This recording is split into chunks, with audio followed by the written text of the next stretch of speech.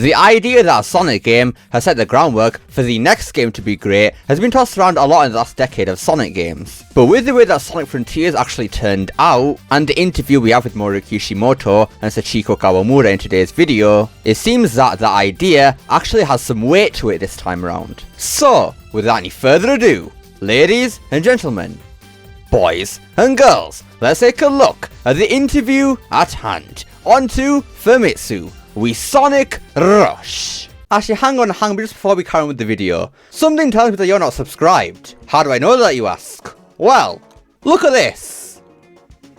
Are you seeing that right now? Most of the people watching this video right now aren't subscribed. What's going on with that then, eh? Press that subscribe button right the hell now because, just saying, Sega was telling me that if you don't subscribe right now, they ain't releasing that Unleashed port. Okay, they didn't actually say that, but come on, man, you should still subscribe right now. You won't regret it. Trust me. Anyways, I'll stop bothering you now, so on with the video. Now, just before we get into this interview, just a side note, this interview was originally in Japanese, so the translation here isn't going to be 100% accurate. And also, it's a very long interview too, so I'm just going to pick out the most important parts relating to this video. So anyways, let's begin. Sonic Frontier has sold 3.5 million copies worldwide. It's selling well. Kawamura. Well, to be honest, I want to go even more. I think I should be able to go. Oh. Kishimoto. Sonic Frontier achieved sales of 2.5 million copies within 4 weeks of release. It's not unusual for the Sonic series to reach 2.5 million units cumulatively, but achieving this in just 4 weeks is the fastest record. I think this is because a lot of people picked up the package right after it was released, and I'm honestly happy because I thought it would be like that. Kawamura. The growth in numbers is different from previous titles, and Sonic is a title that will sell for a long time, so I don't think 3.5 million units is a big number for Sonic. Okay, while I respect that last sentence right there, I would heavily disagree with you right there because 3.5 million units is actually a big number for Sonic compared to recent games. But yeah, with that aside, Kishimoto and Kawamura seem very happy with the way Sonic Frontiers has turned out in terms of its sales, which should be that should be obvious, right? But what is most interesting right here is the fact that they think they can go even higher than that. Whether they mean that Frontiers can go even higher than that or the next game can go even higher than 3.5 million units, they are both respectable goals. Sonic Team have acknowledged that, 3.5 million units, that is a big number, but they don't just want to stop there. They want to go even higher, and that is exactly what we need right now. Sonic is in a good place right now, but obviously a lot of work needs to be done, and it looks like that Sonic Team are very aware of that and want to actually do that, which is exactly what we need once again. In order for Sonic to truly be back on top of gaming once again, in my personal opinion, Sonic games should be doing at minimum 5 million per game. That's just what I think. And while we're not doing that right now, if Sonic Team can keep improving games over and over again, we can achieve that goal. I mean, just look at Mario. He's doing 10 million plus on every single game, and he's only on one console. Sonic is literally on every single platform: PC, PlayStation, Xbox, and Nintendo Switch. There should be no reason as to why Sonic can't be doing those numbers too. It's just that the game's quality needs to keep increasing, and Sonic Team are right here and ready to deliver, so that is brilliant news. The Sonic series is originally a title that is more played in North America and Europe than in Japan. But what did you think of this title? Kawamura. As you can understand, sales for this game are higher in North America and Europe.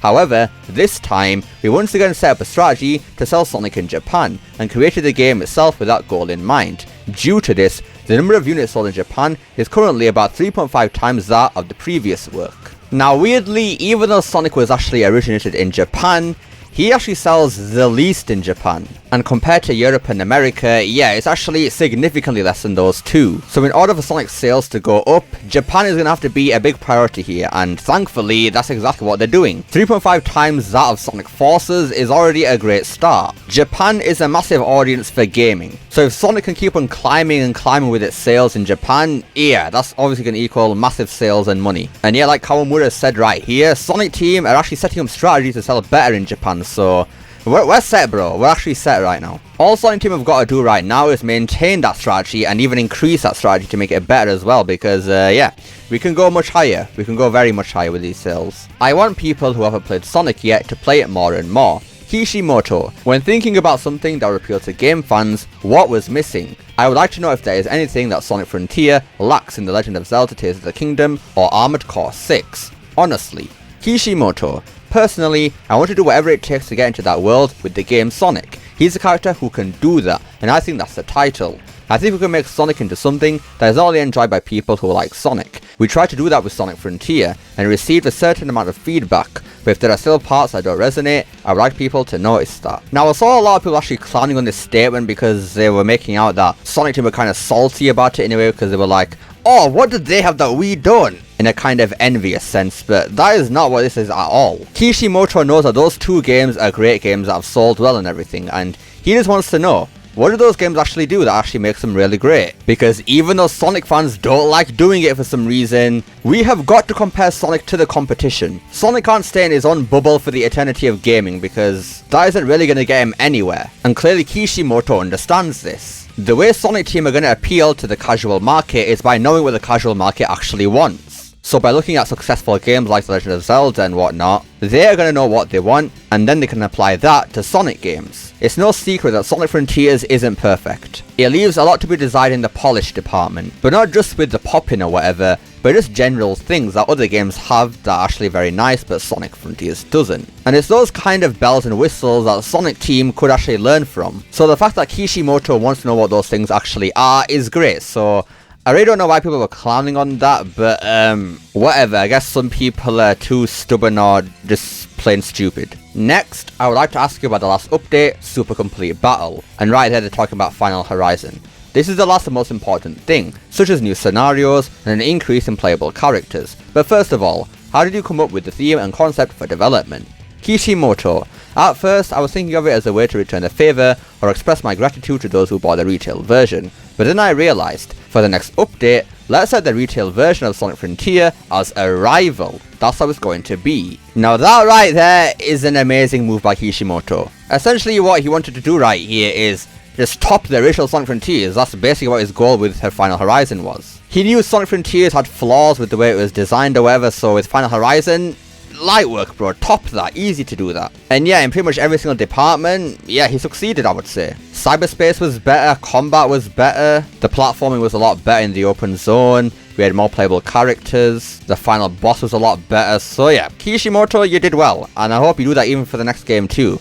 Have updates ready for Sonic Frontiers be a rival to actually overcome again. That's the kind of stuff that's going to get the quality of Sonic games increasing even further with each new release. Because Sonic Team's goal for every single game should be to top the previous work, and yeah, exactly what Kishimoto's doing right now. Love to see it. It's a powerful rival setting. Kishimoto, and I wanted to show how amazing things would be if Sonic Team updated Sonic Frontier in less than a year.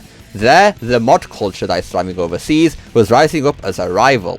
There are some very talented users overseas, and what we were trying to create as fan service turned out to be it's already working. What kind of mods have you seen? Kishimoto. Characters other than Sonic are playable and moving, and new actions that were planned for the update are already working. I think it's going to be amazing.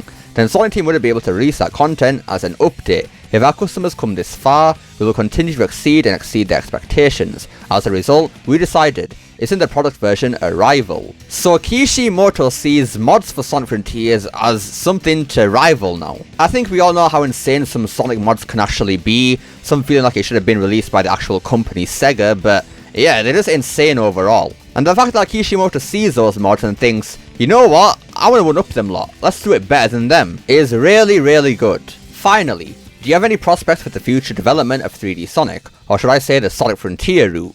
Kawamura. I can't say anything specific, but there's no doubt that this Sonic Frontier has created a great opportunity. Director Kishimoto and I both believe that this is the first step in Sonic's evolution into the next generation. 2D titles like Sonic Superstars are also very good. Not really. But I think we will be expanding the 3D genre and creating a variety of titles, so please look forward to it. Thank you. What do you think, Mr. Kishimoto? Kishimoto. Sonic Frontier proposed to the world the first step towards a new and different vision, so in response to this, I would like to take on that challenge of creating Sonic games that bring us even closer to that vision. In the end, we will challenge the world's top studios and see if we, the Sonic team, can achieve results, and want to attack even more. Kishimoto's got heart, bro. He's got heart right there. I can just feel it right there. That is just so respectable. So yeah, all this is good because it means that they won't pull a Sonic Lost Worlds where we have Sonic Generations, a good base right there, so he's take that and just make another original game with it, but no.